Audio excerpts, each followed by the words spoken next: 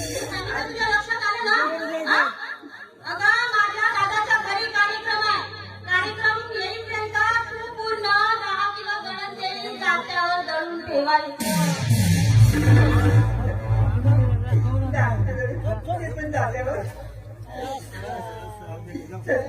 अगं हे तुझ्या हातात कोणी नाही आणि तुझ्या बाबात काही खुंड नाही रे. मी तुला म्हणते मी आता दळण घेऊन येते.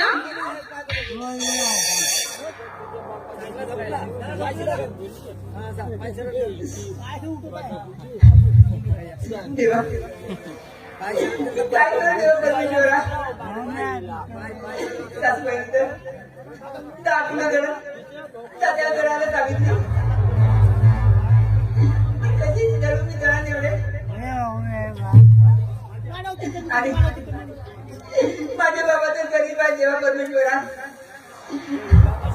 माझ्या वडिलांपर्यंत एक गोष्ट जाऊ देणार नाही. काय करू देवा परमेश्वरा.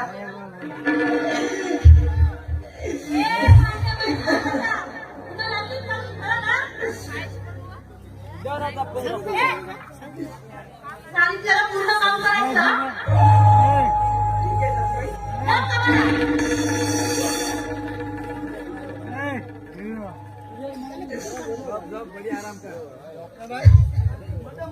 काय करू सासूने सांगितले कामं ते करावीच लागेल. कारण गरीबाची मुलगी आहे ना. जर ते श्रीमती मुलगी असती तर तिला एका सांगितली असती का नाही ना. पण ती काय करू माझ्या नशिबात कसं जावं देवा परमेश्वरा. माझ्या नशिबात कसं जावं मी काय करतो बघितले. सुखाने सरकार काही सुखाने नांदेल नशिबात नव्हतं रे. माझ्या नशिबातच नव्हतं.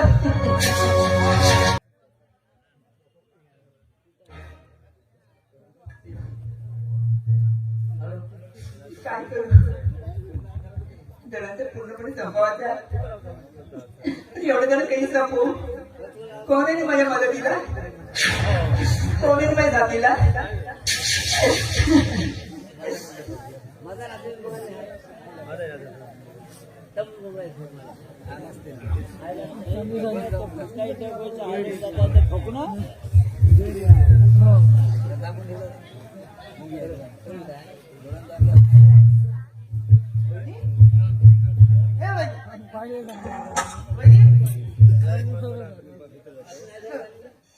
काय झालं ग आणि एवढं मोठं धडण का धरून बसते.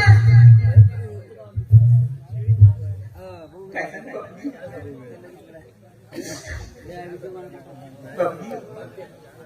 कार्यक्रम आहे तुमच्या मामाकडे आणि दळण सासूबाईने मला दळण सांगितले ते पण जात्यावर. मामाच्या घरी कार्यक्रम आणि दळण तुला दळायला सांगितलं.